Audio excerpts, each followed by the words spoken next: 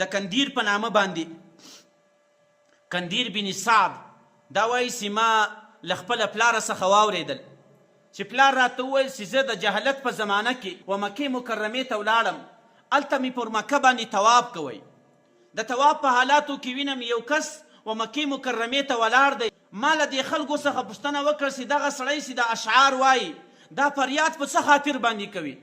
هغو راته وویل چې د محمد په نامه باندې د ده یو لمسی دی، هغه یې لیږلی دی په اوښه پسې، اوس هغه ځینې ورک دی.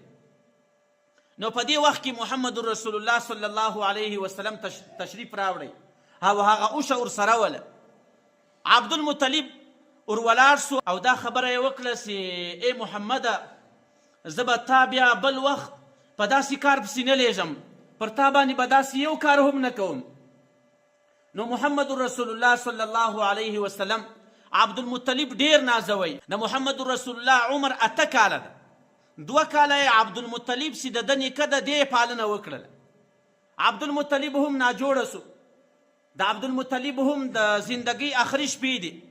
په دې وخت کې د عبدالمطلب په بعضو روایاتو کې راځي چې 82 کاله عمر دی، په بعضو روایاتو کې راځي چې 95 کاله دی، په بعضو روایاتو کې راځي چې عبدالمطلب د 160 کلو دی.